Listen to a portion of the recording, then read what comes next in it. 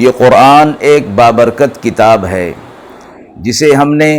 آپ صلی اللہ علیہ وسلم پر نازل کیا تاکہ لوگ اس پہ غور اور فکر کریں اور تاکہ اہل فہم اس سے نصیحت حاصل کریں۔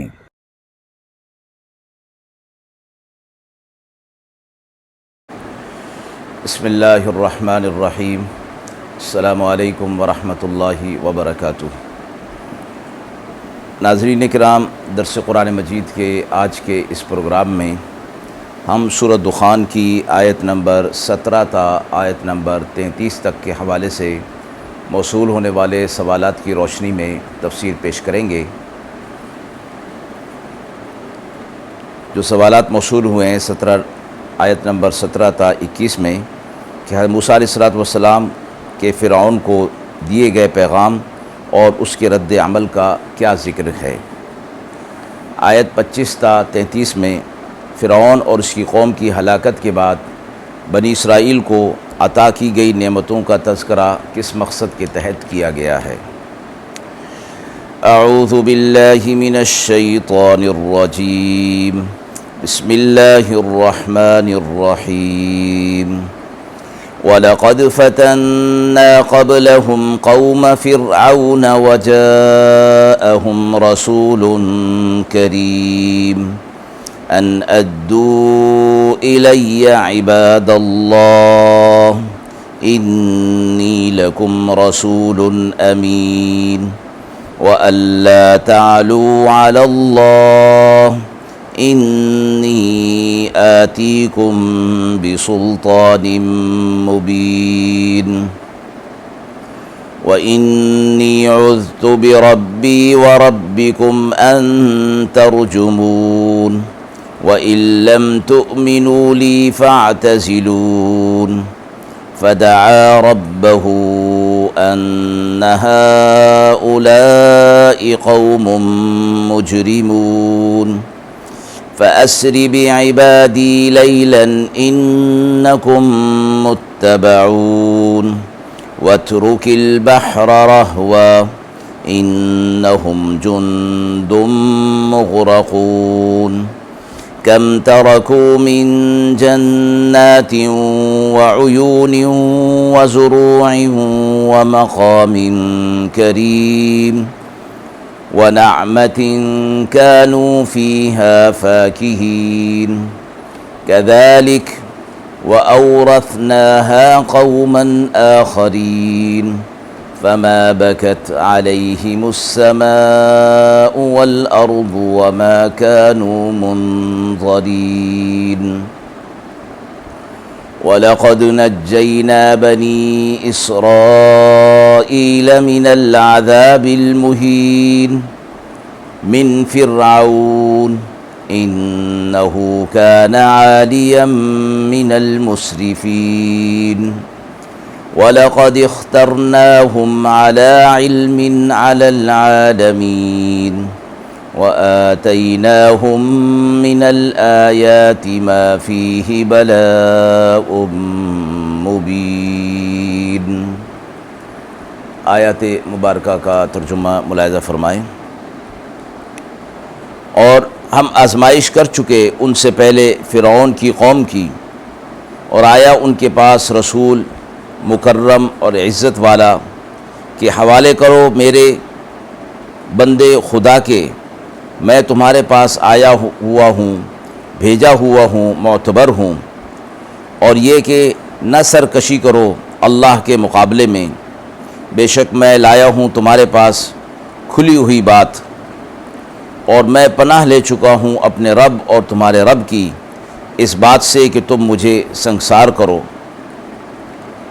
اور اگر تم ایمان نہیں لاتے مجھ پر تو مجھ سے الگ ہو جاؤ۔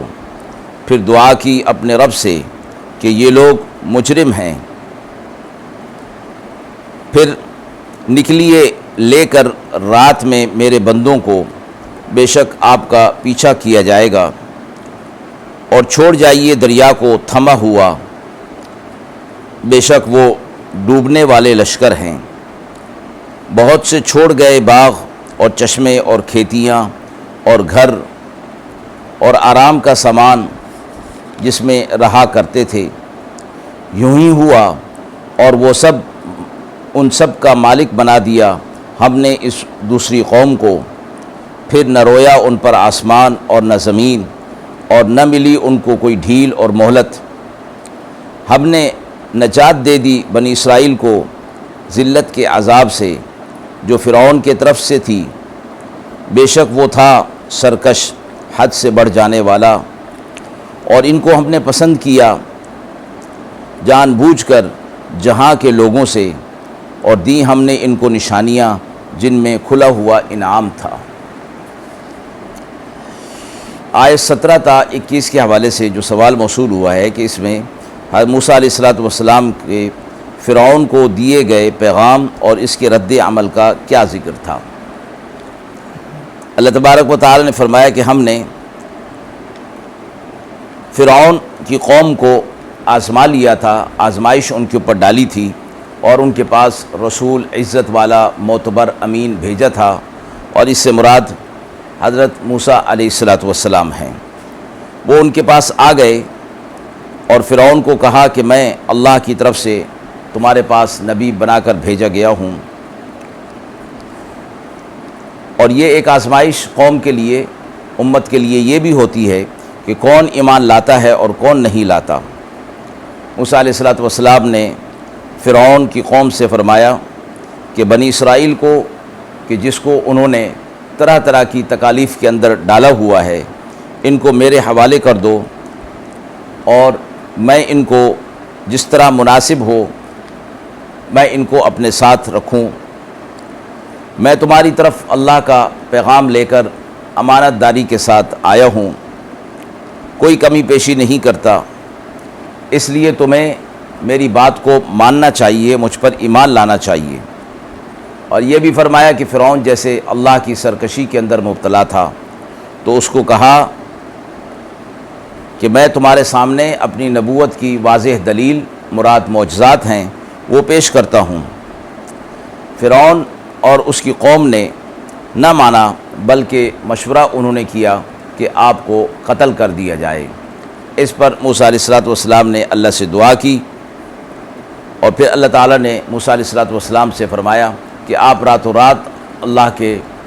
نیک بندوں کو، بنی اسرائیل کو لے کر نکل جائیے، بے شک یہ لوگ یعنی فرعون اور اس کا لشکر ڈوبنے والے ہیں۔